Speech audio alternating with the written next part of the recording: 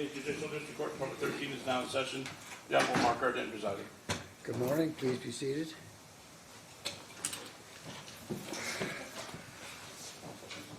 All right. We're convening in State of Nevada versus Kevin Hendrick Menon. Appearances of counsel, please. Identify parties present. Your Honor, on behalf of Sergeant Menon, Dominic Gentile, State Bar number 1923. Austin Barnum, bar number 15174. Chris Brown for the state. Good morning, Your Honor. Matthew Christian for Las Vegas Metro Police and Lieutenant Jarvis Dudley. Morning. Good morning. All right. We're convening for evidentiary hearing on the motion to disqualify. Counsel ready to proceed? I am, Your Honor. Okay, and I note that the defendant is not present, but he will be. I do not believe that there's no confrontation issue in a hearing like this. And so because of that, I don't think that he is necessarily required to be here. I'm sure he might want to be here, but I don't think that the law requires us to have him here. So I think we can proceed. And so you're okay to proceed without his presence? I'm okay to proceed without him. All right. Did you wish to make an opening statement, Mr. Before I Gentile? do, actually what I'd like to do is do two things. Number one, make a procedural objection for the record. And then call Mr. Sanson, because he has a doctor's appointment. Okay. And then after that, make a statement. All right. I'm trying to accommodate him, but I don't want to waive my objection.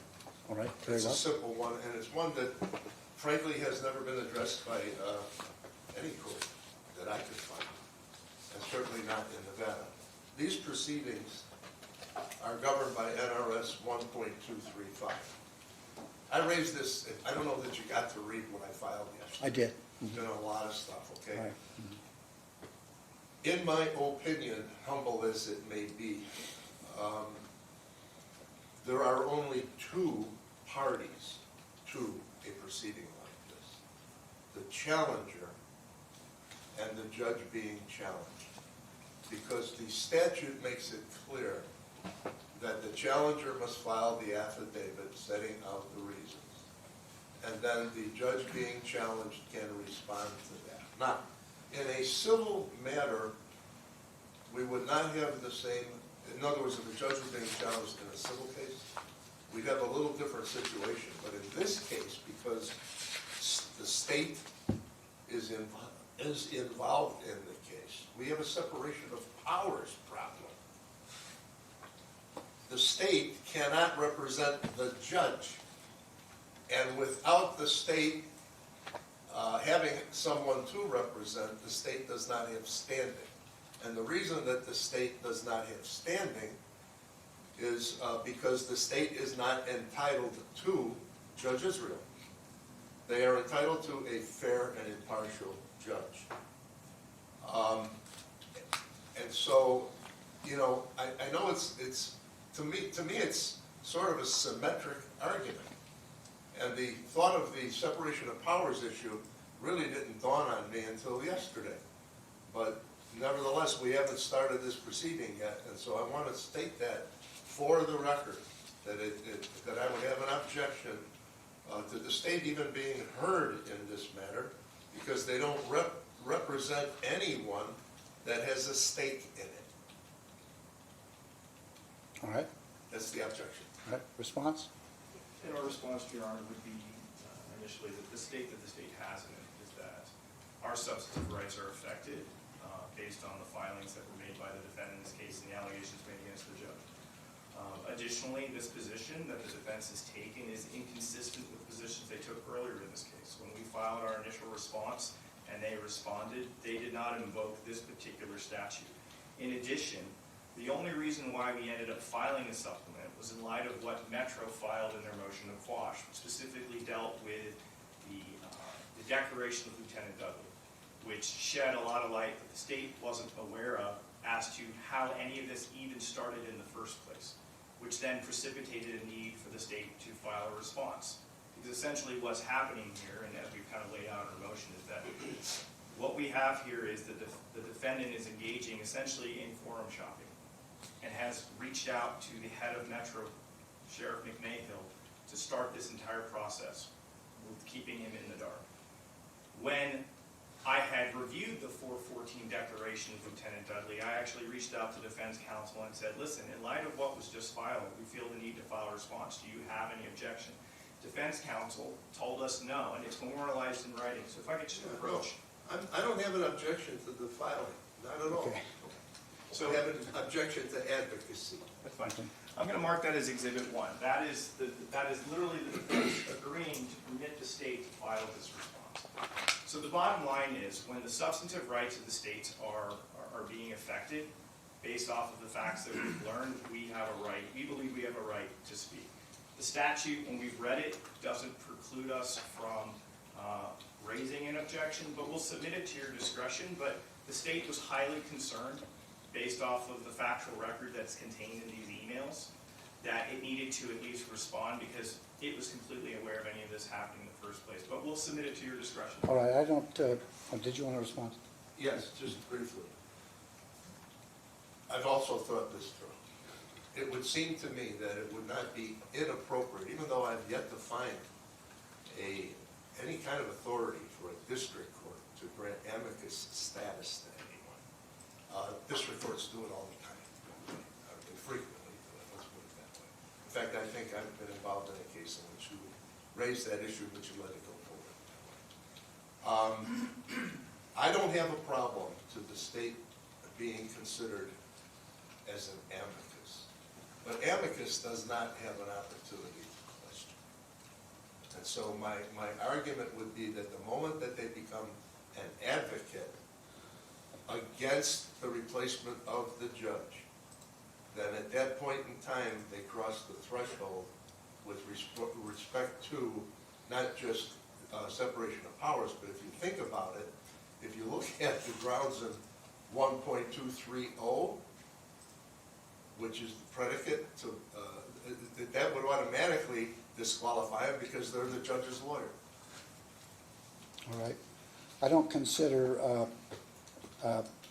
defense counsel's zealous advocacy to be forum shopping. He's proceeding what I believe he believes to be in good faith, but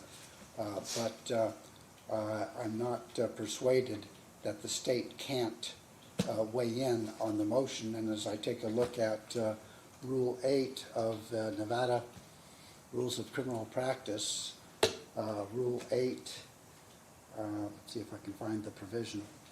It requires a opposition to a motion that's filed in a case to be filed within a period of time. I believe it's 10 days, and that's what the state has done. The state has, a motion was made in the case, and the state has filed an opposition to it. So I determined that the state does have standing to address the issue, and accordingly the objection is overruled. Thank you. Okay? The record has been made. All right? That's all I wanted to do. All right. So you wanted to call your witness now? Yes. Call Steve Sanson.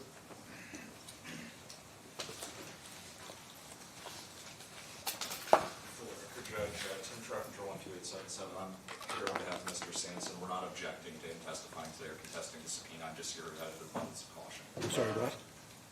Not objecting to his testimony. We're just, oh, sorry. Yeah, we are, he's not opposing his subpoena. I'm just here out of an abundance of caution. He's asked me to be here to represent him today. Okay, very well. Please raise your right hand. You do solemnly swear or affirm that the testimony you're about to give in this action shall be the truth, the whole truth, and nothing but the truth, so help you God? I do. Okay. Please be seated. Please state and spell your name for the record. Steve Sanson, Stevesanson. Mr. Sanson, can you give us a couple of minutes on your general life history? In other words, how'd you get here? I'm a former Marine, former soldier, protected this country in uniform and decided to protect the country outside of uniform. So I formed Veterans in Politics International to go after corruption within our state, our country, our community, to educate the public on candidates running for elected seats, and to champion legislation for veterans' rights. How long has Veterans in Politics International, and that is the whole title of the organization, right? International, yes, Yeah. Inc. How long has that been in existence? Veterans in Politics has been around since 1993 after the Desert Storm. Veterans in Politics International has been around since 2005. All right, and were you involved in the creation of Veterans in Politics, the preceding organization? I was involved. Veterans in Politics was created by a gentleman named Castle P. Anderson. Veterans in Politics International and Veterans in Politics Foundation was created by myself. Okay, and when did that happen? 2005. All right. What is your role with Veterans in Politics International and the foundation? President, director, and I host the Veterans in Politics talk show. Okay, now, approximately how many members, and I'm saying approximately, and maybe membership isn't the right word. You operate a website, don't you? I do. All right, is it visited by people who have an interest in Veterans in Politics? It has. Approximately how many visits does that website get a month? I'm not sure, but I know our social media views is about 20,000 a month. 20,000 a month. I'm not sure about the website, though. All right, and with regard to is there a membership? We haven't had people start paying for membership, but there is a membership. Okay, and do you have some sort of an estimate with regard to how many members Veterans in Politics International represents? I would say over the years it's a few thousand.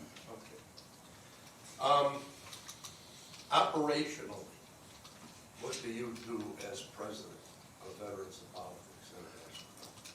I wear a series of hats.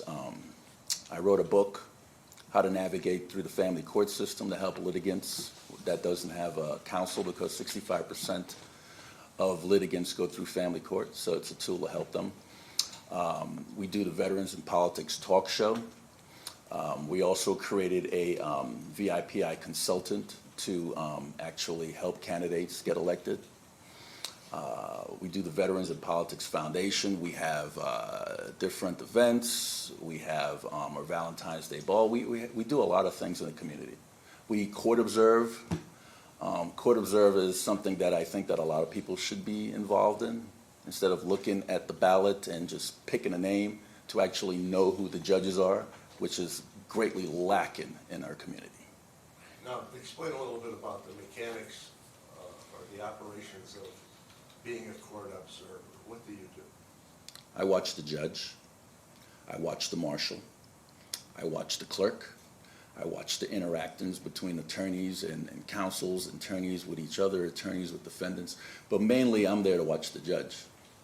And why is that? In other words, what are your objectives? I want to make sure the judge is fair, unbiased. I want to make sure the judge is educated. I want to make sure the judge has a good demeanor. I want to make sure there's judicial temperament. I want to make sure the judge is timely. There's a whole lot of things that I watch when it comes to a judge. And when you do this function, when you do it from a courtroom, or you do it watching through Zoom? I mean, how do you do it? I like to show up myself and sit in the pew and watch. I'll watch court videos. I'll get the jazz and I put it on our YouTube channel, Veterans in Politics, and we have thousands of courtroom videos on our channel. And I'll watch that. I'll read the briefs. It depends if a litigant wants me to get involved in their case. I'll start reading their motions. I'll start looking at their case, and I'll start making a object. I tell all my litigants that I'm not an attorney, but a lot of people say I should be. Let's make something real clear. Other than being here today with regard to what you're going to testify to, has Kevin Menon, or me for that matter, his lawyer, ever contacted you to ask you to become involved in the case? No, and I like to put on the record that I'm subpoenaed to be here today. Yes. You made that very clear. Okay. All right. So when you do these court observations, monitor the activities of the court, are you always involved with a litigant that is before that judge or in that courtroom, or do you do it irrespective of that? In other words, just more or less at random? More or less it's random, but when it comes to family court, a lot of the litigants actually invite me to be in their courtroom because apparently some of the judges' behavior is different when I'm actually sitting in the courtroom than when I'm not. Okay, so you're at the point now where the judges know they can recognize you. Oh, they recognize me. I've been doing this since 1998. All right, and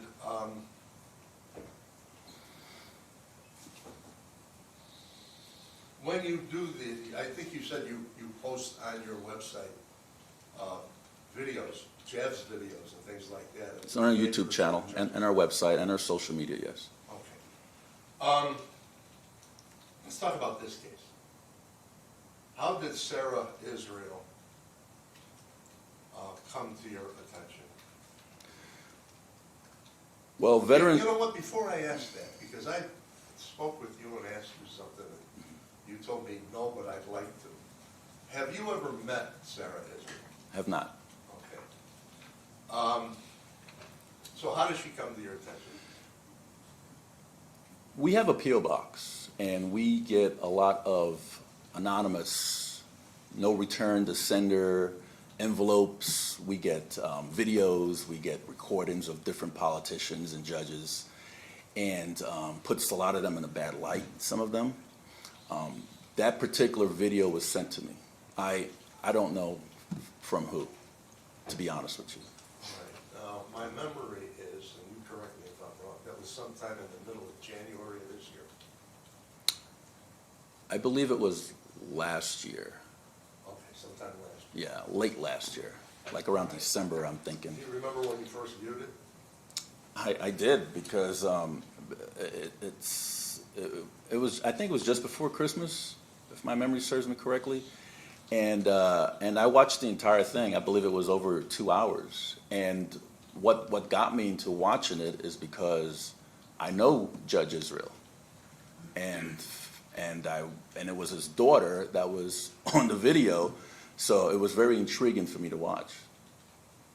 Right. When you say you know Judge Israel, do you know him other than professionally? In other words, do you know him off the bench? I knew him when he first ran for that seat, and I followed him on the campaign trail. Matter of fact, my organization endorsed his first run. But other than that, I mean, once he became did you know him? Did he ever represent you? Have No. you ever socialized with No. him? Do you know anything at all about No. him as an individual? No. All right, so would it be fair, do you have a bias against Judge Israel? Negative. I have no bias against him. Okay. So this comes to your attention, essentially anonymously, somebody sends it to you, Correct. and you watch it, and what was your reaction? Objection calls for an improper opinion. Sorry, what? Calls for an improper opinion. It's not relevant what his reaction or his opinion on the video is. Overruled, I'll allow it. Could you repeat the question, please? Can I have it read back, because I don't want to draw another objection? I can have it played back. It might take a moment. I'll ask the question again. What was your reaction to it? I think that was the question. Which parts? Well, I'm not limiting that, go ahead. Well, there was a part that Sarah said that her father pulled a gun out on her. That part was alarming. There was a part that Sarah said that my father could make people disappear. That was alarming. There was a part that she said that he was stalking her. That was alarming. So these are parts that was alarming to me. And in response to your reaction that you just described, what did you do? I send it to a few people. To whom? I'm going to limit this question. Sure. All right. Did you send it to Steve Wolfson, the district attorney? I want to invoke the reporter's privilege on that one. not sure you have it. I'm not sure you have it. That you have a source issue. Surely if he was your source, you could do that, all right? But that's not his source. And I agree, Judge, it isn't the source for the privilege. I'm not sure the privilege can be applied. I think your lawyer just said answer the question. Okay? Yes. And how did you send it to Steve Wilson? Text. And how did you know what number to send it to? I have his cell number. And do you speak with him from time to time? Yes.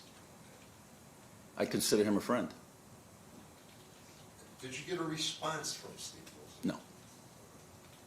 No. You have looked, I've sent you a copy of the pleadings in this case, I think every single one of them. Well, I didn't send it to you, I sent it to your attorney.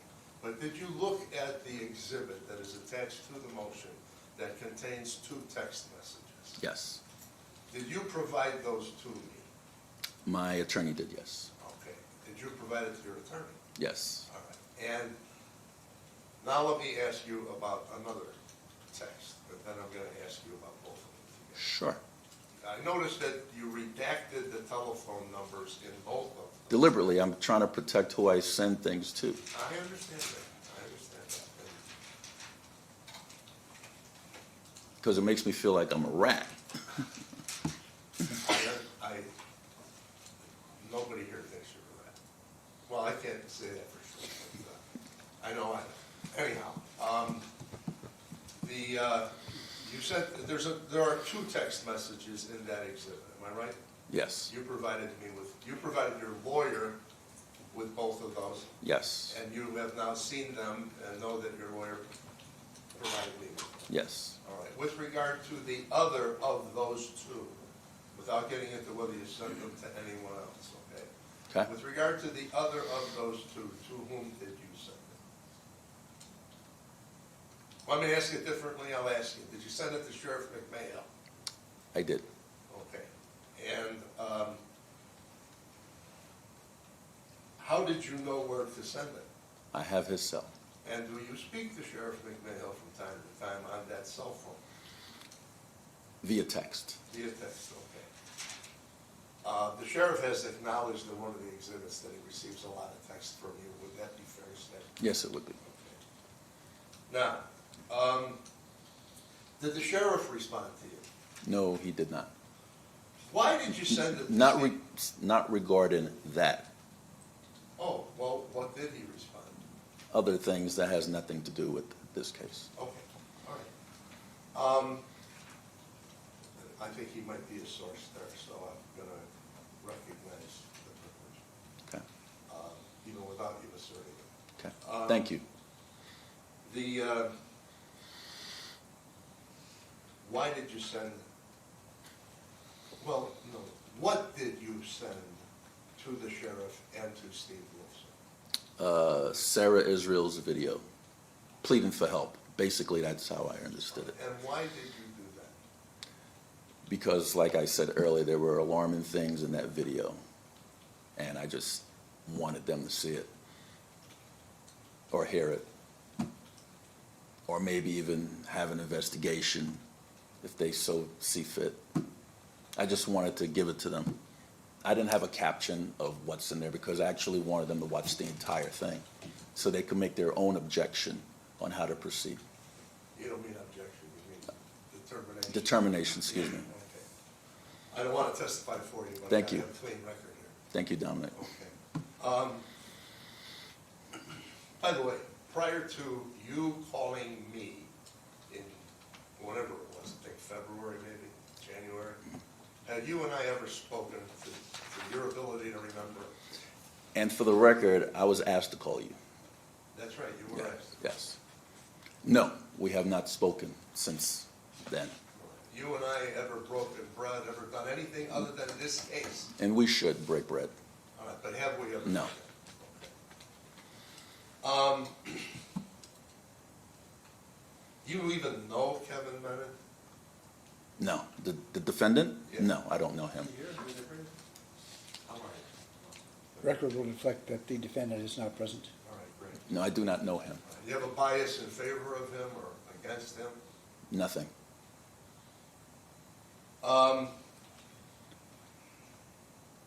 In the past, prior to this case, have you ever sent similar materials to either Mr. Wolfson or to the sheriff? In other words, where you're trying to call their attention to something that might need to be investigated? I have. And what have they done in the past? As far as I know, nothing.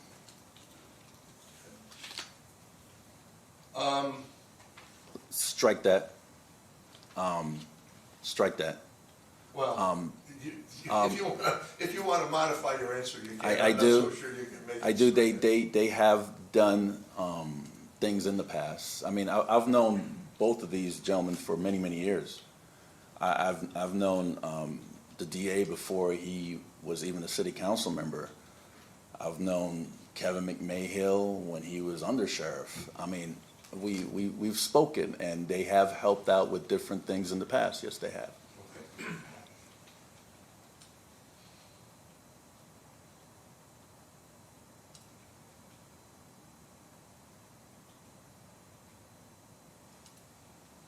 So with regard to Exhibit E of the motion, those are the text messages that you sent to me. Yes. And those are copies, without the phone numbers, of the text messages that you sent to Steve Wilson and to... I'm not sure what letter that those exhibits are, but yes.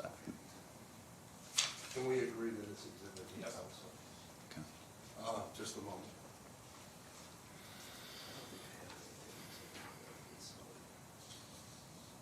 Pass the witness. Well, again, I am not passing the witness because I don't think they have a right to examine the witness, but in light of your court's order, Okay. I have completed my examination. All right, very well, thank you. Any cross? Good morning, sir. Excuse me.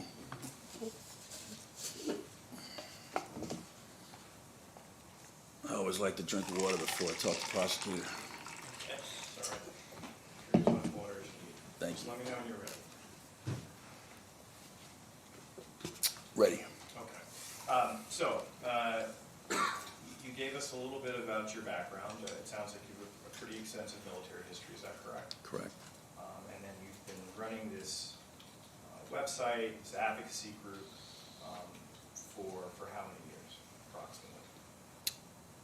Running it since 2005. Okay. And I think you had said that, you know, the purpose of Veterans in Politics is to hopefully make sure that the judges that are sitting on the bench treat all the litigants fairly and you know, operate appropriately. Would that be correct? One of our branches, yes. Okay.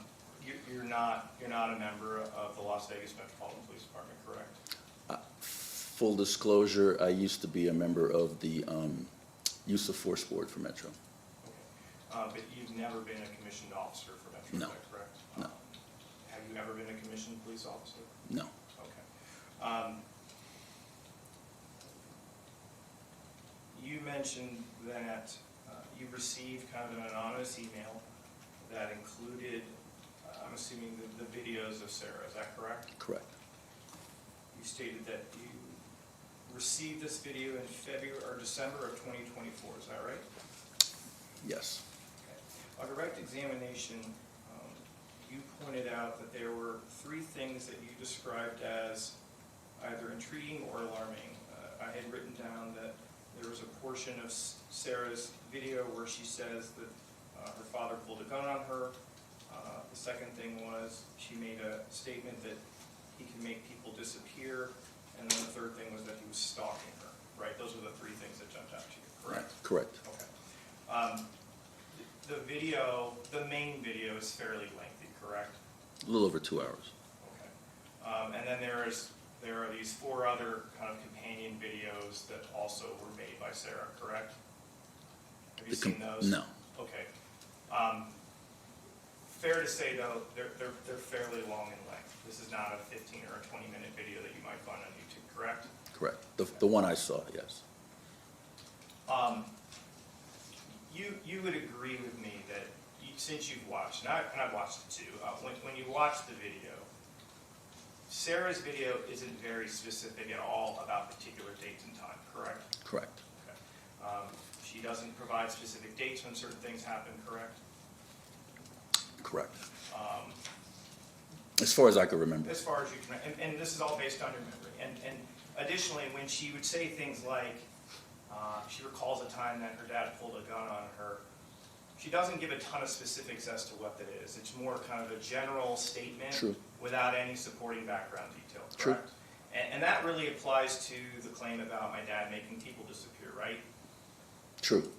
Because like Sarah never articulates who disappeared, correct? True. Or when they disappeared, right? True. Or why he made them disappear, right? Usually with people with trauma, they don't say specific dates and time. They just ramble on. And when I observed that video, I thought that she had some trauma. Sir, so I'm not asking your opinion as to why she's doing it. Okay. I want you to focus back on my question. Sure. So, when she talked about her dad allegedly making people disappear, she doesn't specify what person is, correct? Objection, she didn't say allegedly, Your Honor. He's misquoting the record. Want to If he wants rephrase? to ask the question, he has to ask it. Want to rephrase the question? When Sarah said in the video that my dad made people disappear, she doesn't specify who it is, correct? No. When it happened, correct? No. Why it happened? No. Where it happened? No. Or any of the background details, True. right? Additionally, she says at some point that her dad is stalking her, correct? True. Okay, but doesn't specify when, correct? True. Under what context? True. Why? True. Or any of these background details, right? True. In the video,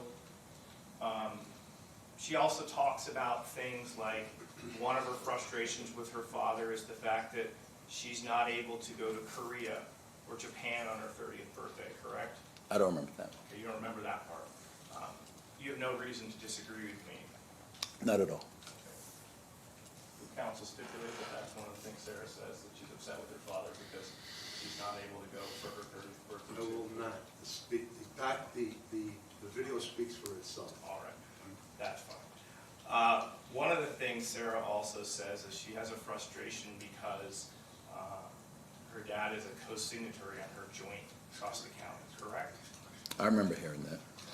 One of the frustrations she has with her dad is that she was trying to get into the executive program at the Mayo Clinic, which is usually reserved for executives, and she elects not to do it simply because the receptionist on the other line says, hey, are you Judge Israel's daughter? Do you remember that part? I remember hearing that. So, and none of those things you don't think were alarming to you, correct? Those aren't the alarming things, correct? Those things didn't matter to me. Right, but when we talk about the Mayo Clinic, she spends a lot of time talking about the specifics of everything that she did to get set up at the Mayo Clinic, correct? I remember a little bit about that. You would agree with me, her recounting of that event is far more detailed than these things that you've mentioned, these three specific things that you've cited that were alarming to you, correct? Correct. Okay. Additionally, she was far more specific about not being able to have a co-signatory on her joint bank account. That was something that she provided far more detail on comparatively to the three things that you had mentioned previously, correct? I don't remember that one. Okay. How about Japan? She was pretty specific about Japan, wasn't she?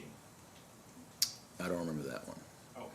Okay. Counsel, I'm more focused on things that affects the ability of a judge, which is the stalking, the gun, and making people disappear. Those types of languages resonate with me. So there's no question pending.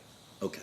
And my questions are focusing on her level of detail over the course of the 2 to 3 hours, correct? That's what my focus of my questions are, so I want you to focus on that. So is it your testimony now that you don't remember her level of detail about lamenting not going to Japan or Korea? I remember hearing some of that information about Japan and Korea, but when I view that video, it's from a woman that's traumatized. So the answer to my question is, no, you don't recall, correct? No, I don't recall. And just to be clear, you're not a psychologist, correct? I'm married to one. That wasn't my question. You are not a psychologist. No, I'm correct? not.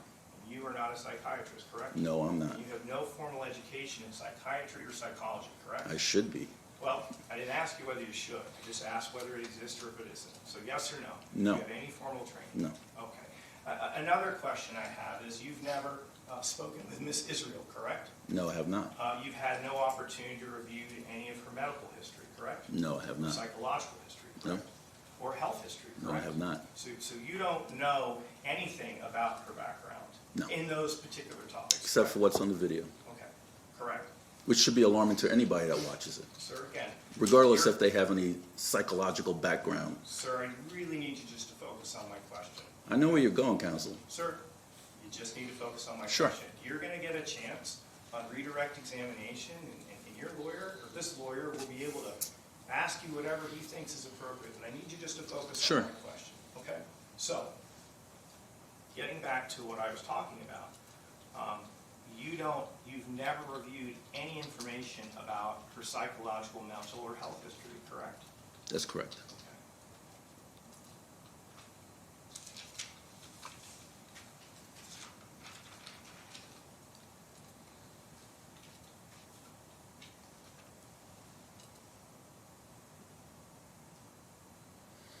Now, you mentioned that you had sent these videos in a text message to the sheriff as well as the DA, is that correct? Correct. Okay. And I think you had stated that you've had good relationships with them over the years that you've known them, would that be correct? Correct. Okay. You know, since you don't, for example, since you don't work at Metro, you don't know what steps Metro in fact took to review or look into this, correct? True. And the same thing with the DA's office, you don't True. work at the DA's office, right? So, bottom line, so you don't know the inner workings of what happens there, correct? I figured if they're going to take any steps, they would have reached out to me. Okay, well, and that would just be making an assumption, right? True. And we know what people say when you make assumptions, right? True. Right, we don't want to do that. And you haven't had a chance to, for example, you haven't had a chance to have any conversations with, for example, Lieutenant Jarvis Dudley, correct? I don't even know who that is. Okay, correct. So you don't know what steps that person took, correct? True. You don't know what determinations they made, correct? True. But I think one of the things that you had said on direct examination was you wanted it to get to a place like Metro because those trained professionals, you wanted it hopefully for them to make the right determination and do an investigation and make their call, correct? Correct. Because they're the ones with the formal training in arresting people for committing crimes, correct? Correct. Right? They are in the best position to make that determination, correct? True. They have the skills, the knowledge, the background to make that call, correct? True. And you would respect the decisions made by people with that sort of training, isn't that right, Mr. Sanson? True. Okay.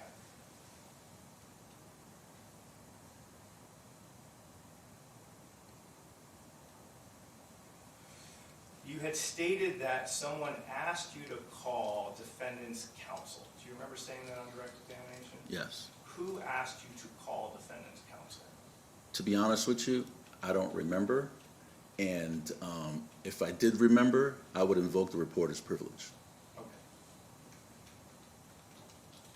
When did you begin to have communications with defendant's counsel?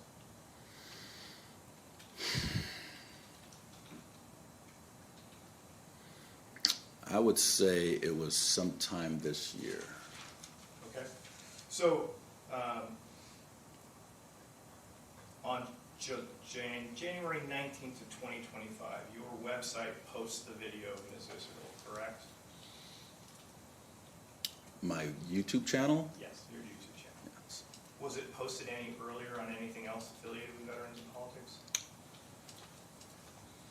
Not that I recall, no. Okay. I don't remember. And do you know whether or not on January 24th of 2025, around 1 p.m., you made defense counsel aware of this video? I don't remember the exact date. I deal with a lot of people. Okay. And then the one last matter I'd ask is you were here last week, correct? Correct. And you were under subpoena to testify, correct? Correct. And you were under subpoena to testify before this particular judge, is that correct? Correct. Okay. But you didn't get a chance to testify, is that right? Correct. And now a week later, we're now here, correct? Correct. Sir, I just need to ask you, after you completed waiting in here for a couple hours, and we were all here for a couple hours, nothing actually went, did you make a video on your website where you specifically talked about Judge Denton? I was talking about my court observation of the judge, and I believe it was all positive. Didn't go into any specific cases. Okay, but you did, Yes, I did, okay, so prior to testifying. and that's what I do. Sir, there's no question pending. Okay. So just so I'm clear, prior to your actual testimony in this case, you posted a video about this particular judge in a positive light, correct? Very positive. Okay, and you have a large membership, is that right? I do. Okay, thank you. I have no further questions. Redirect? Just a few things.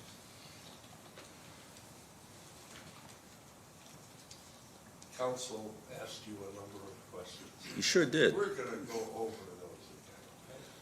Sure. You remember when you said that, you told me that you never spoke to Sarah Israel, but you'd like to? Correct. In fact, I try to call her. I try to email her, but I didn't get anything back. Counsel brought up the fact that on the video, Sarah doesn't get into detail about the dates and times of events. Correct. Remember? Yes. Is one of the things that you wanted to ask Sarah the dates and times of the events? No, the only thing I wanted to know if it was true. The dates and times are irrelevant to me. Okay. The fact that if a judge did this, it would be alarming. It doesn't matter what day or what time that judge did it. In order to get those details, in terms of the date and the time, and when, and where, and why, and background, you have to ask questions, don't you? Oh, yeah. And you have to ask questions of the people who know, don't you? Oh, yeah. And according to Sarah, there were only two people that she identified that knew, her and her father, right? Correct. Okay. I also called Ron Israel. Oh, well, it's a new one on me. We He might as well never, ask you. he never called me back. Never calls you back, okay. By the way, ordinarily a lawyer will prepare a witness before he puts him on the stand. That didn't happen with you and me, did it? No, I'm one of those unorthodox witnesses, I guess. You were willing to do that, you just wanted to get up and answer questions. I just want to make things right. Okay. Do you know if Lieutenant Dudley, you said you don't know Lieutenant Dudley. I think he's sitting back there in the first row. Are you Lieutenant Dudley? I am. Okay, nice to meet you, sir, as well. You know that man? Never met him before. Do you know if Lieutenant Dudley asked Sarah about the dates and times of the events that she reports, or about the details, or about when, or where, or why, or the background of the things that she reported about her father? You know if he did that? I have no idea. Do you know if he'd asked those questions of Judge Israel? No idea.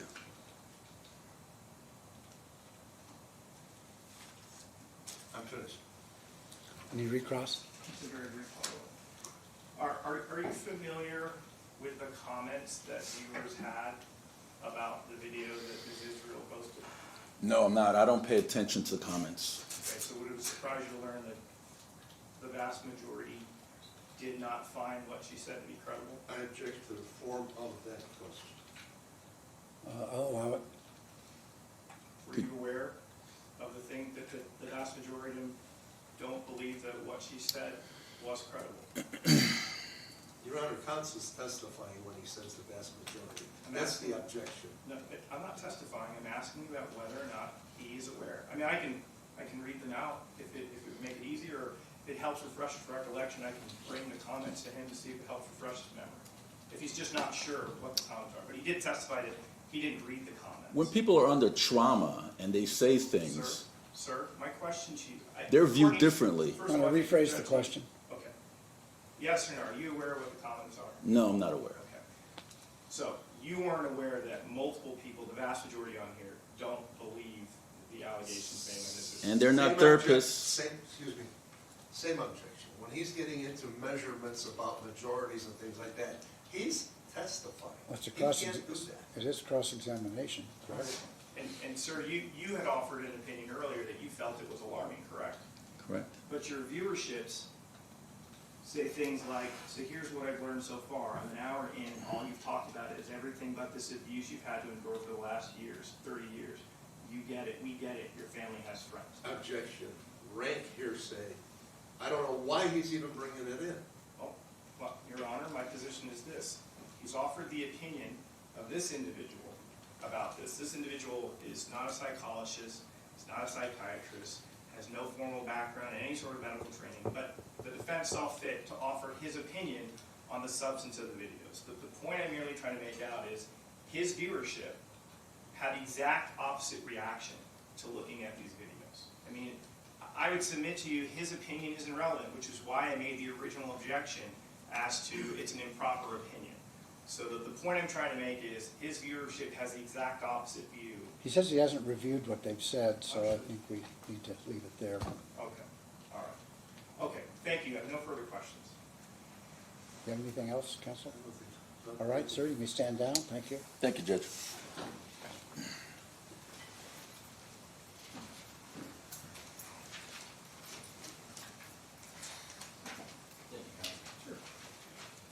Your Honor, I can tell you now that it's not my intention to make an opening statement. All right. I don't see the wisdom of that in a hearing like this. I have a summation, obviously, that I've prepared. I don't make it before. All right, very well. Okay? Your next So I witness? think the next witness is Lieutenant Dudley, and I believe that there's an objection to him testifying. That's right, Your Honor. We had filed a motion to quash. I'll be very brief if the court is ready to hear argument on that. I mean, I think it's largely moot now. We're here in the middle of an evidentiary hearing. I'll accept your mootness. Well, I think I should at least make a record, very brief. I'll be Okay. very brief. Very well, go ahead. Unduly burdensome means more than just the expenditure of time and money. An unduly burdensome subpoena could mean something that's just simply unreasonable, something that doesn't have a legitimate purpose. In this case, that's what's happening. The testimony of Lieutenant Dudley does not have a legitimate purpose. When this started, the question was from Mr. Menon's, or Sergeant Menon's counsel, was whether Metro had an investigation pending. That question has been answered through the declaration of Lieutenant Dudley. Then the goalpost moved, and the question has now become, well, why not? Why hasn't Metro conducted an investigation? Well, that's not relevant, Your Honor. Whether or not this court is going to grant a motion to disqualify Judge Israel does not turn on the thought processes that went through Lieutenant Dudley's mind. What's relevant, pursuant to the case law, is that there is no investigation and there never was. So and even if that was relevant, Your Honor, his declaration addresses the reason. It says right in the declaration, there's no evidence of a crime. So what we're about to hear is a back and forth between Mr. Gentile and Lieutenant Dudley about why this didn't happen, or did you consider this, or did you consider that? And that's not appropriate. That's not a legitimate reason to have this testimony. What seems to be the real reason for the testimony is what I believe is addressed in the state's newest supplement. And again, I think the court's already indicated that this motion is brought in good faith. But what's really happening here is we're dragging the name of the Judge Israel through the mud. We're using the trauma that he's having in his personal life with his daughter, and we're making a spectacle of it. So that's what's really happening here, and it's not a legitimate purpose for a subpoena. I want to make sure the record is clear. We're here under the compulsion of a subpoena. We're not here voluntarily. And with that, I'll rest. All right, thank you. Response? Your Honor, I've said everything I need to say in my written All right. papers. Motion to quash is denied. I will allow him to be called. I would call Lieutenant Jarvis. Jarvis.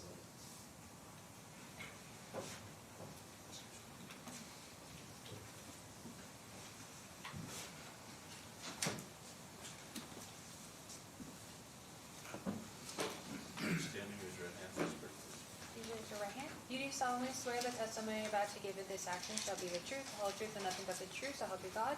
I do. All right, please be seated and state and spell your name for the record.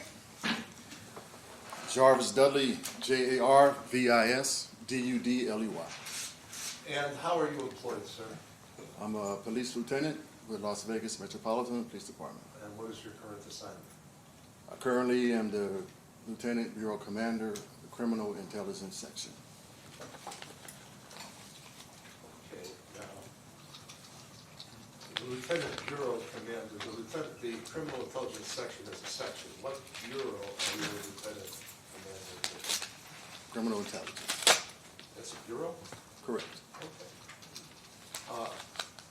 Is it related to or part of the Homeland Security Bureau? No, it's not. Is it standalone? It sort of is. I'm part of the Office of the Sheriff. I'm sorry, I didn't hear the last part. I'm part of the Office of the Sheriff. I get that. Just to let you know, I have a hearing problem. Okay? And I think I need to get new hearing aids. Can I'll sit forward. Speak up a little bit. I'll sit forward. Is that better? Yeah, that's much better. Thank you, thank you. Okay. What is the task of the Criminal Intelligence Bureau, I think is what you said? Yes, we have multiple tasks. I have 3 squads. Squad 1, public integrity, public corruption. We investigate police officers. Squad 2, we investigate organized crime. 1% motorcycle groups. And we have the surveillance and undercover squad 2. Okay. So the Public Integrity Section, squad, excuse me. I have problems with those terms. It's okay. All right. The Public Integrity, Public Corruption Squad. Is that the squad that was involved? Well, who are members? Do you have a detective Pluck as part of that? I do. He's part of the Public Integrity, Public Corruption Squad. Correct. Okay. What squad investigates allegations against judges? Squad 1, that squad that he's assigned to. The Public Integrity, Public Corruption Squad. Correct. Okay. Is that the same squad? You say it investigates police officers. What kinds of investigations does it perform against police officers? Ones that commit crimes. Crimes that can be considered long-term investigations, I would say. Long-term investigations. Correct. Okay. Are you aware that the defendant in this case, Kevin Menon, is a sergeant on the Las Vegas Metropolitan Police Department? Yes, I am. Okay. And I know that you're aware that he has been charged criminally. Yes, I'm aware. Yes, you are. All right, now, with regard to an investigation, what is an investigation? What does an investigation mean? An investigation means that there is probable cause has been established to uncover the elements of the crime, basically. So wait a minute, so in order for an investigation to even start, probable cause has to already exist? Yes. Okay, explain to me what that means in any given context. In other words, probable cause, as I understand it, means that there needs to be slight or even marginal evidence that an offense occurred. Am I right? Do you understand it the same way? Probable cause is the facts and circumstances of a crime, and you believe the person committed that crime. That's So what you already probable have to cause is. believe that somebody committed a crime in order to investigate them. That's what probable cause means, in my opinion. So is that the standard that you employ then before you start an investigation? In other words, before you would authorize an investigation? That's the standard. Can I finish my question, Yeah, sure. please? I know you were done. Thank you. No, I'm not done. Okay. I'll tell you what, I'll tell you when I'm done. Is that Sure. okay? That's great.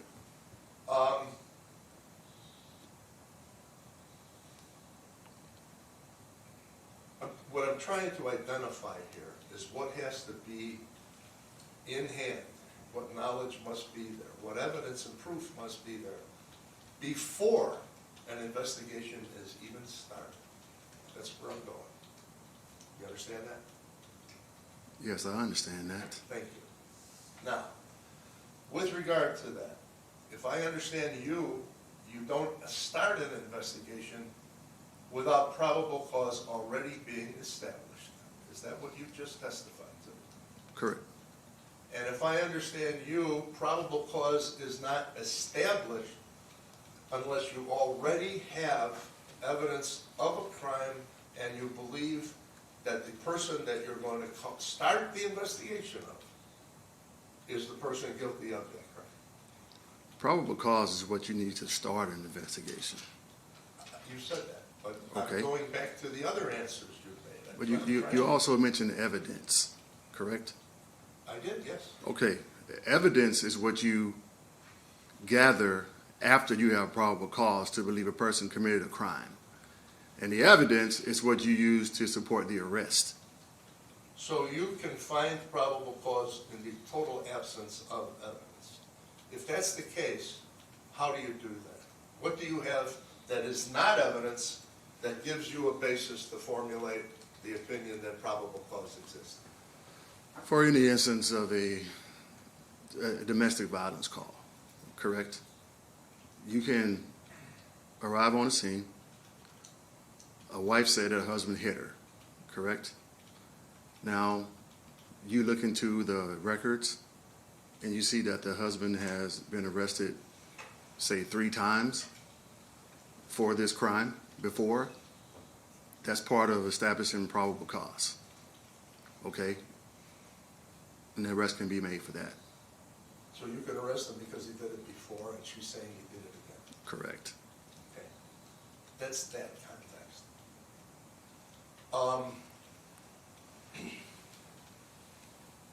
What were your assignments throughout your career? I was a patrol officer for 3 years. When did you start, by the way? Started in 2005, September 2005. After the academy, I was in field training. I'm sorry, I didn't hear that last. Field training, Field training, okay. correct. Okay. After field training, I was a patrol officer Okay. for 3 years. And for 3 years after that, I was a field training officer. So I trained officers on new ones, on how to be cops. After that, I worked in community-oriented policing. I got my degree in criminal justice during that time. I promoted to sergeant, where I worked on the strip.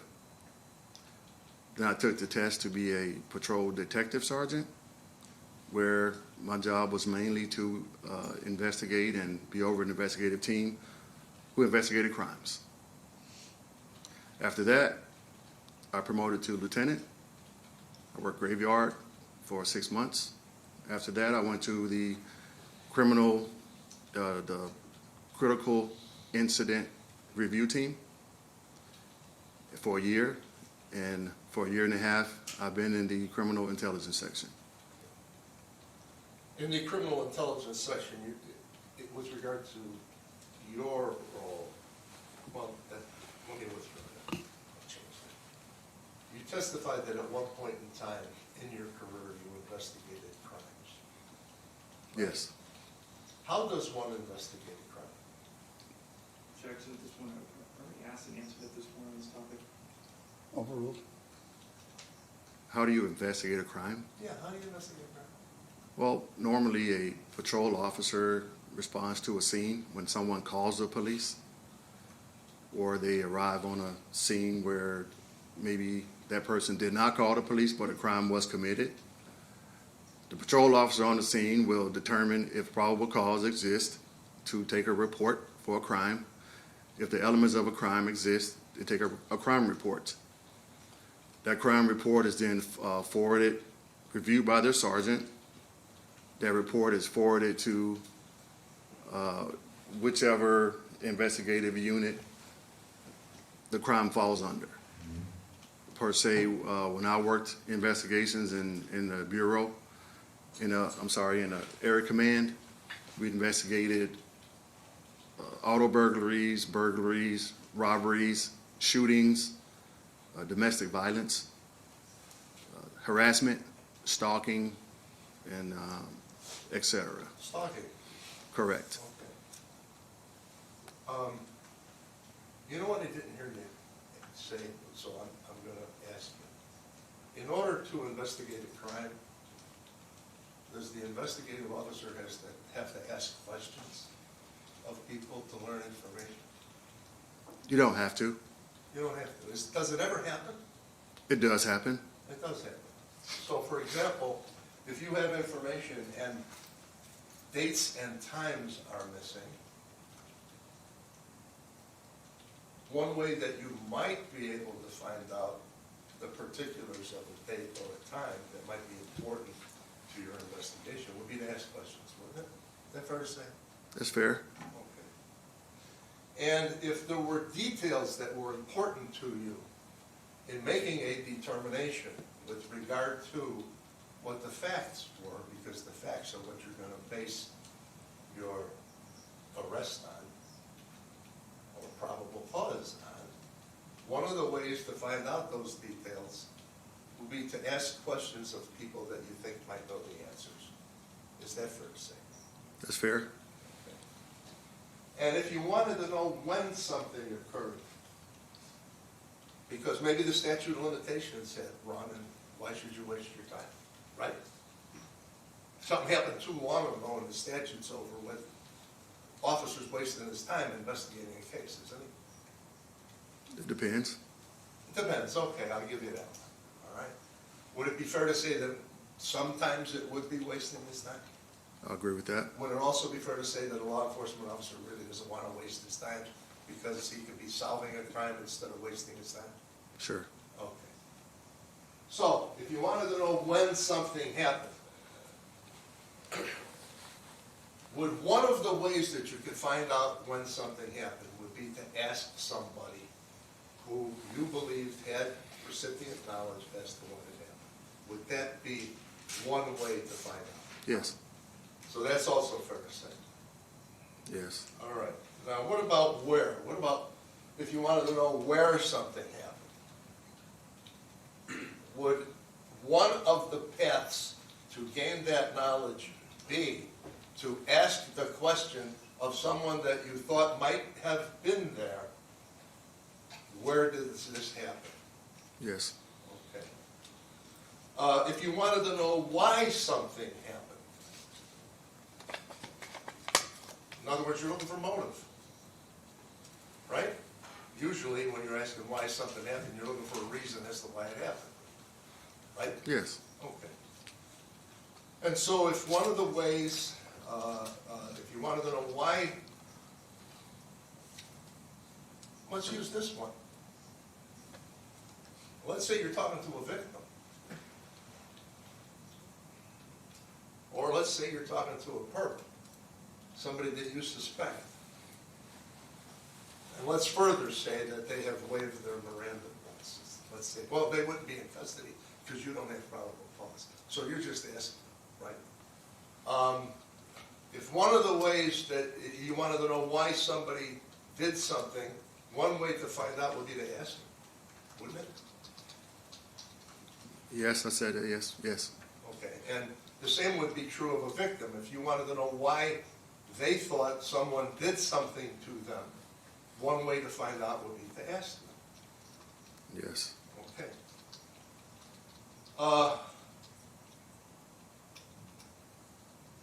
If you wanted to know background details, one way to find out would be to ask the person that you thought might know, wouldn't it?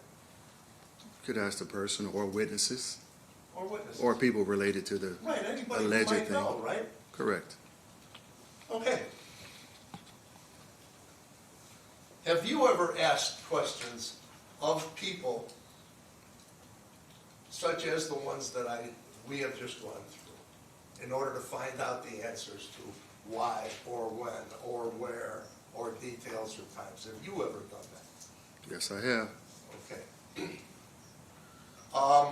And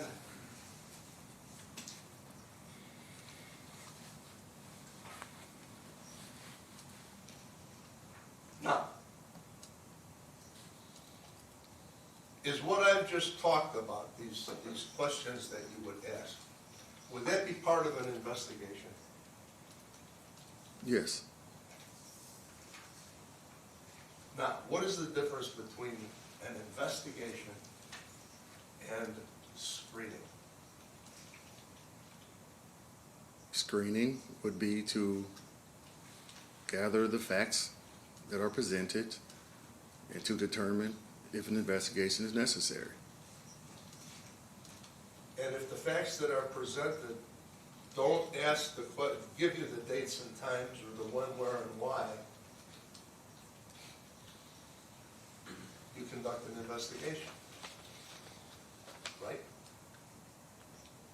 No. No, you just leave it right there. There are a lot of things that go into it, not just what you said. So you don't ever ask any questions as to when, why, details, dates, you don't ever do that before you actually start an investigation? There are certain questions that you ask. There's certain research that you do to determine if something is credible or not. So what you're saying is that the law enforcement officer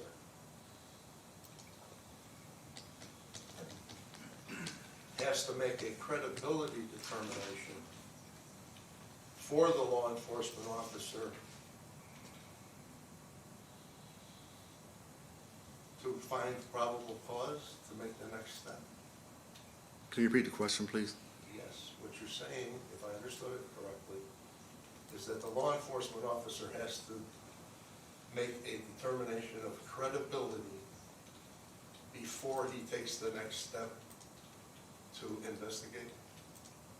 Correct. Okay.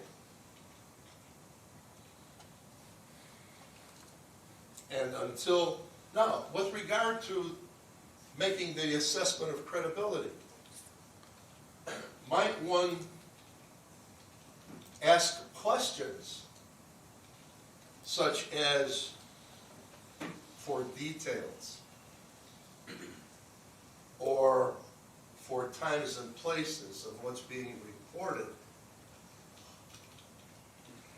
so as to assess the credibility of the person reporting? Yes. Why?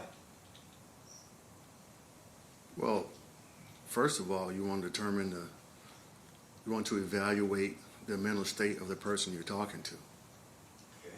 And that usually happens when a call to the police happens. Like a 911 call? Correct. It could be 911, it could be 311, it could be someone else calling for you. So when an officer responds to the scene, they're evaluating the totality of the circumstances, so to speak. Okay, but the officer, does the officer refrain from reporting to the scene if they make an assessment prior to getting there that the person making the 311 call is not credible? Or do they respond anyhow? Yes, they respond anyhow. They do.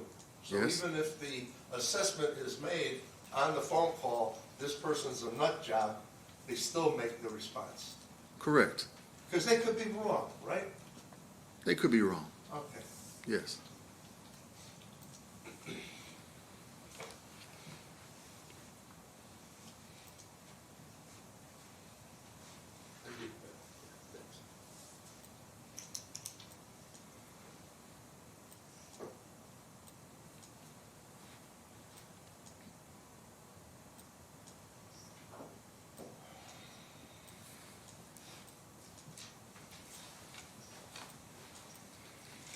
Have you ever been involved in an investigation where the investigation started because of information that was published in the media, whether it be the internet? I shouldn't say you. Let me rephrase that, because that narrows it down too much.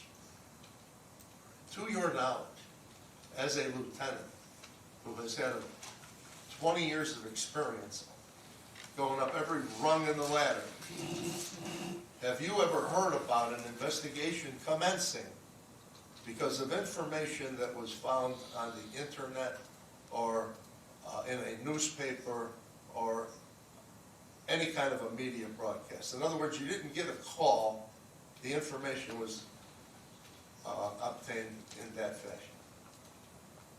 Have I heard of an investigation? Yes. Okay, so it doesn't necessarily have to be from a person, it could be, it doesn't even have to be from a victim, it could just be information and you say to yourself, this is worthy of looking into? Yes. Would that be a fair way to put it? Yes. Okay.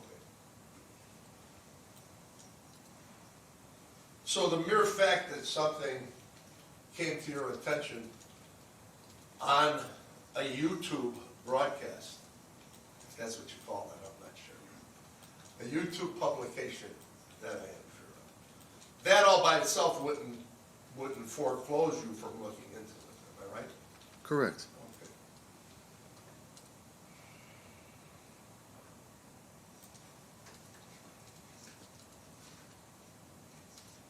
I don't think you answered the question with regard to screening. I asked you what was involved in screening, and I think somehow we got diverted. Okay. You used the term screening in an affidavit that you filed in this case. You remember that? Yes. All right. Is there a formal definition of screening? Screening. I don't have a formal definition Okay, to good. give you. I just wanted, no, I don't. Which is why I'm asking the next question. Okay. What did you mean when you said screening? What did you do? Let me take a step back.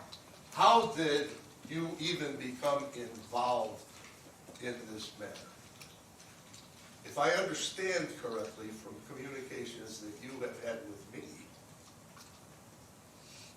this was brought to your attention by Sheriff McMahon. Am I right? Correct. Okay. And how did that come about? I received an email with the link that you sent him. And what did you do in response to receiving that email? I watched the videos of the YouTube link. All 2.5 hours of it, or thereabouts. Well, there was 2.5 hours of the first video, and there were 4 subsequent videos, about 10 to 12 minutes each. Right, so it's 3.5, 4 hours by the time you changed in between. You, All right, yes, you watched the video. yes. When you watched the videos, on those videos, there was only one person speaking, am I correct? Yes, I am? you are correct. Yeah, thank you. And that person was Sarah Israel, as far as you know, right? Correct, as far as I know. Right. You've never met Sarah Israel? No, sir. You've never spoken with Sarah Israel? No, sir. When you say no, sir, I am correct. You are correct. I have never spoken to her. I've never met her. I worry about double negatives, because this is gonna be typed up, I get it. okay? All right. All right. So you've never asked any questions of Sarah Israel, correct? Correct. I've never spoken to Sarah Israel. Well, that's not the question that I asked. The question that I asked is, have you ever asked any questions of Sarah Israel? What is your answer to that? No, I've never spoken to her. Have you ever indirectly asked questions of her through an intermediary? No.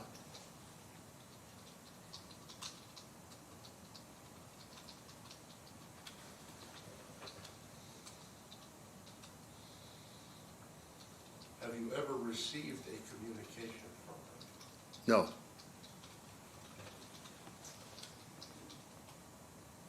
Did you ever make an effort to ask her any questions, No. directly or through an intermediary? No. When you saw the videos, I'm going to ask you some, if you remember certain things, but you knew I was going to do that. Do you remember her saying,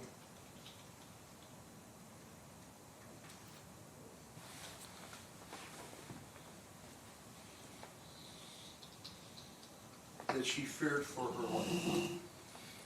Yes.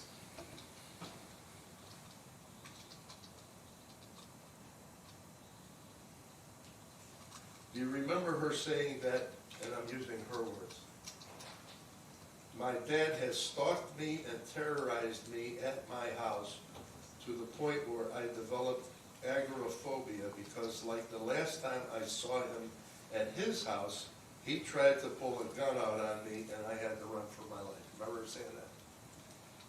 I vaguely recall that. Well, if just to refresh your memory, it's on part 3 of the video at 1 minute and 27 seconds. Does that ring a bell? It sounds familiar. Okay, thank you.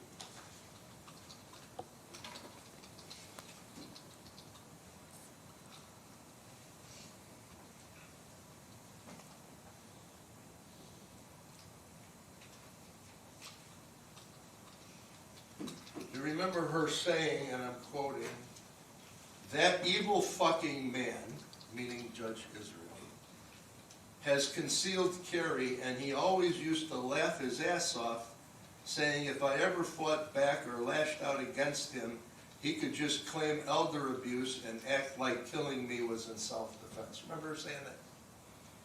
It sounds familiar. How long ago did you see this video? I think it was over a month ago. Okay.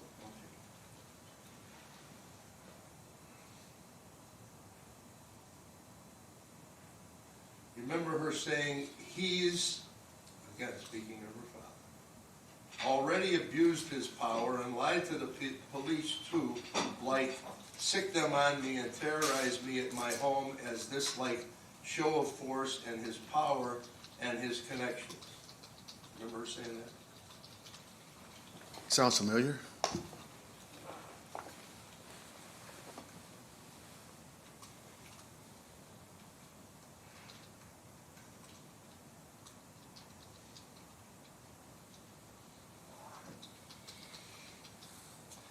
You remember her saying, and I'll read it.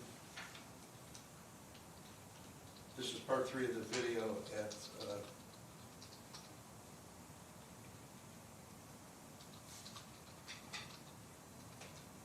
2 minutes and 45 seconds. Healthier, and he's healthier than me because the abuse destroyed my health. He's fine. Me, I'm fucked. So that obviously, like a severely fucked up, premeditated fucking defense for my murder, and he's been saying that shit for decades. Remember her saying that? Sounds familiar.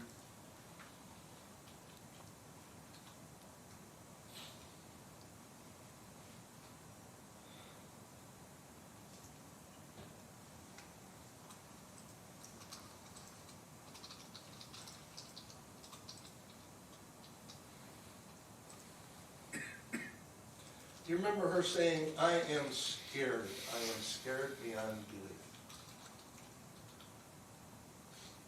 I don't recall those exact words. You don't remember her saying that? That would be at 6 minutes and 45 seconds. Like I said before, that was a lot she said. You remember on video part 4, her saying, "Instead of getting murdered silently, I'm reaching out to the wide world to ask for help. My family already has 2 bodies to their names. They do not deserve to collect another, and on top of me, there's 2 more kids that are still trapped. I don't know if or how much worse it's gotten since I've had to leave, and I'm no longer around to protect them." Remember her saying that? Sounds familiar.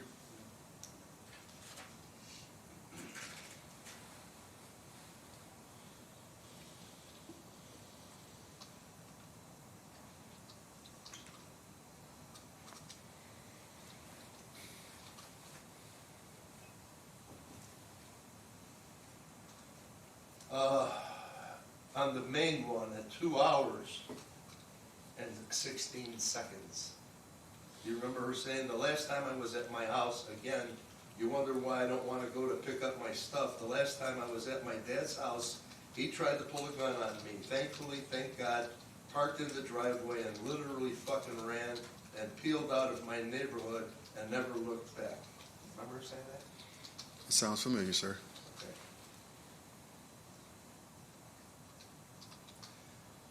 A minute and 1 second later, do you remember her saying, "My life is still completely at risk. If anyone in the entire fucking country knows how to disappear people, it's my family and all of their friends.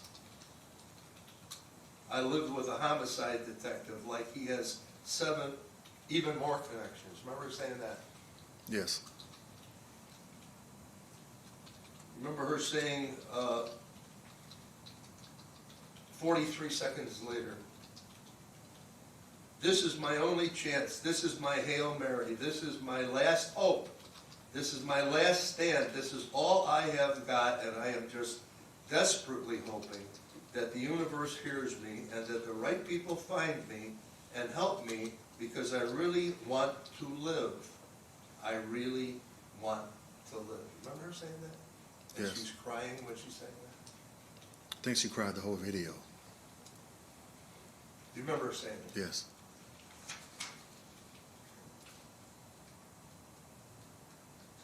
You remember her saying it 2 hours and 25 minutes and 52 seconds of the long run. "I don't know how this is going to turn out, if people are going to find my corpse in the desert somewhere, or my parents are going to show up at my door with a bunch of cops. Please help me. Please," wait, I'm sorry. Remember her saying that? That part sounds familiar.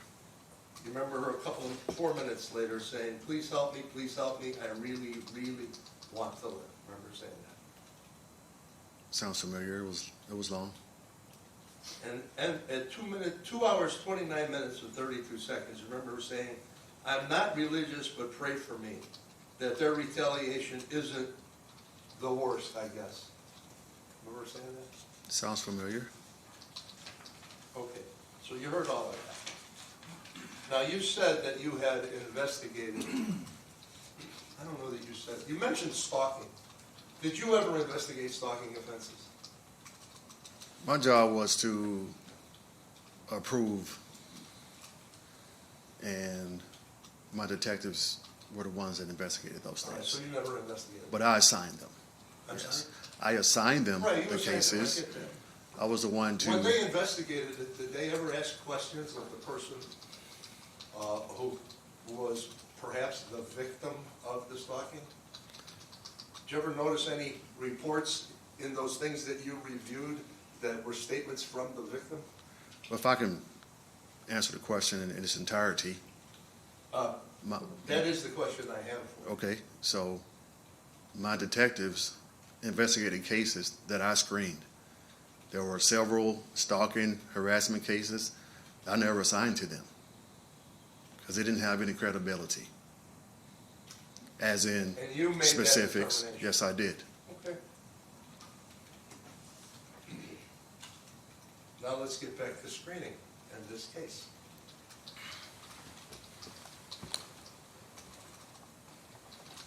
What did you do after viewing the video? The videos, there were 5 of them. What did you do after viewing the videos? I'm going to rephrase the question. May I withdraw that question? Yes. What did you do after receiving the links to the videos, but before viewing them, with regard to preparing for viewing them? I watched them, just watched them. That's it. So you didn't do anything? That was the first thing I did, was watch them. Okay, good. What did you do after that? After that, I asked my investigative specialist to run Sarah Israel's name through all of our systems, because at one point in the video, she said that her dad had sick officers on her to her house. So I wanted to run our systems, the calls for service, to see if there were any responses from Metro to her address or his address. There were none. I had the investigative specialist run her name through all of our systems. There were no hits. We also ran, What does no hits mean? That she never had any police contact? correct, no police contact, no records Okay. of any kind. I did the same for Ron Israel, Judge Ron Israel, who I did not know prior to this incident. There were no records involving his name either. That was part of my screening. Also part of my screening, I am a crisis intervention officer. I have been for approximately 15 years. I evaluated her statement for, like I said, credibility. I don't want to speak ill of Judge Israel's daughter, but to me it seemed like she was mentally ill. It appeared to me that she was speaking in generalities. There was no specifics about crimes. Based on my training experience, someone can say anything. I could say that right now on the stand, say yesterday I saw you in the parking lot and you pulled a gun on me. But I can't provide how it happened and when it happened. Does that make it credible? Because I said it? So I evaluated all those things. And based on watching all those videos, I didn't think that there was a need to move forward with an investigation. So you never contacted or even attempted to contact Sarah Israel to find out if she could provide dates and times, details, when, where, and why the events occurred that she was talking about? Well, Is that fair to say? You never did? I did not, and there's a reason for that. I'm sure that you've had a while to think about that reason, so why don't you tell us what your reason was? Well, my reason was I wanted to know why I had the video. I want to know what this was about. Because people don't send me videos for any reason, not for a reason. I didn't send it to you, did I? Your sheriff gave it to you, sir. Correct, Let me remind you of that. because that's my job. Is there a question pending? Sounds like counsel's testimony. I think he's already testified that the sheriff gave it to him. Next question.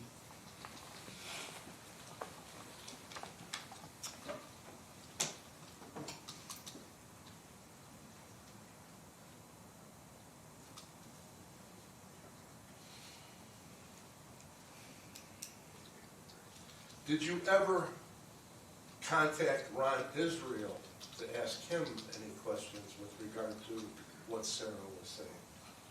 No, I did not. Did you ever direct anybody else to do so? No, I did not. By the way, I should ask that same question with regard to Sarah. I think I covered it through about intermediaries. But did you ever ask anybody else to contact Sarah and ask her for more details about the hours, 3.5 hours of narrative that she provided to the world at large, really? No.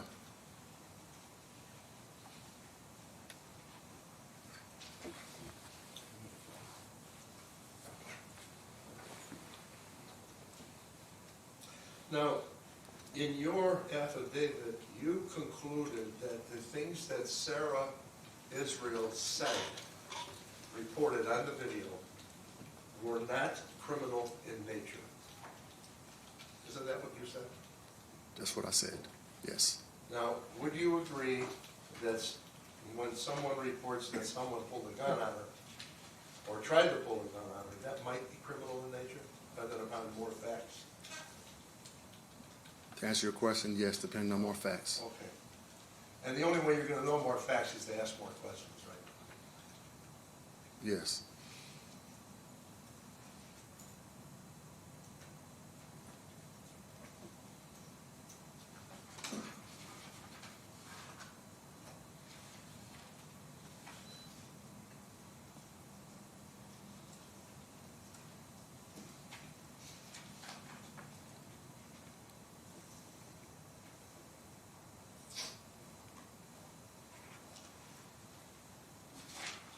And when someone says that someone is stalking her, that has a particular legal meaning, doesn't it? Yes.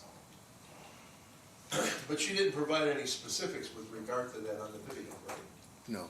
So the only way that you could have learned if there were specifics would be to ask her. Am I right? Yes. And then you could always make an evaluation after you ask her as to whether she's credible or not, but at least you've got the additional information, right? If that was my course of action, yes.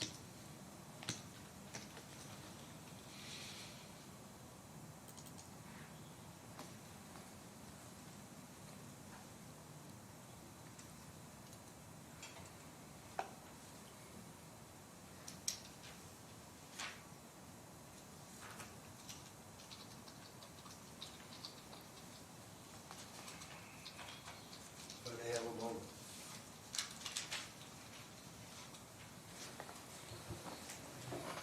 What do we got?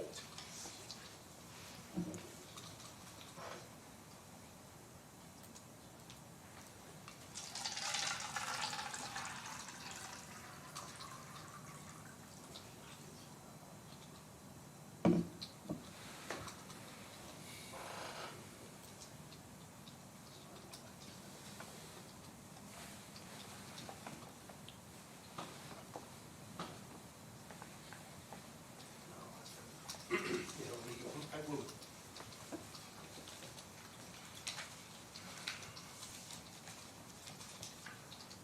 If there are children in the house and you receive, and I don't mean you, I'm using the royal you, okay? I'm using you, law enforcement. You are here as a representative of the Las Vegas Metropolitan Police Department. So at least in terms of your understanding as to what response occurs when someone says that there are children in a house that may be in danger, is there a standard response that happens when we get that kind of information?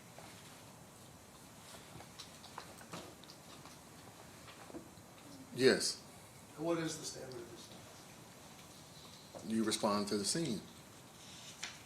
Or you notify another agency? I'm really confused with the question. Can you please clarify the question, please? Sure. If somebody, if law enforcement, in terms of your understanding, and again, we're talking in terms of standard procedures here, your understanding of standard procedures.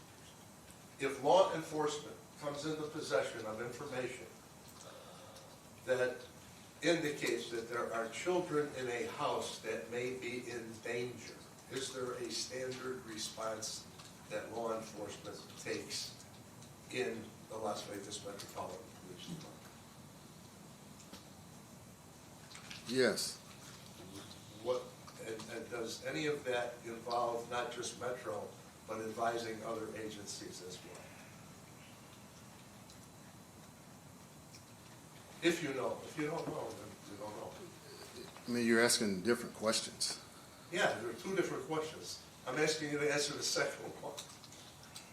Other agencies? Right. No, we would handle it Child and Family ourselves. Services, for example. You ever notify them if there's a report of a child being in danger? Okay, yes. CPS, yes. Yeah, okay. So you could do both. You could respond to it, or you can notify CPS.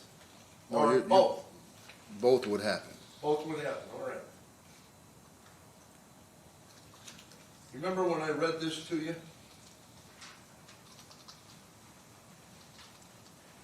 Instead of getting murdered silently, I'm reaching out to, by the way, I'm reading from the video. Instead of getting murdered silently, I'm reaching out to the wide world to ask for help. My family already has 2 bodies to their names. They do not deserve to collect another, and on top of me, there are 2 more kids that are still trapped, and I don't know if or how much worse it's gotten since I had to leave, and I'm no longer around to protect them. Remember that being read? Yes, you read that? I remember you reading that. You remember seeing that on the video? Yes.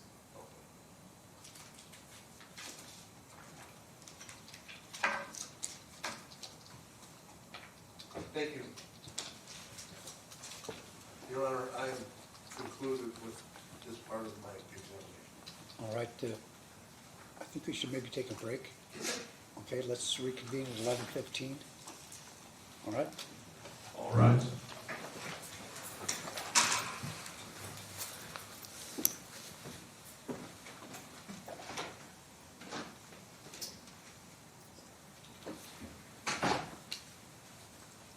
You see this? I'll break till 11:15. Thank you. Thanks. How long was the break, 15? Yes.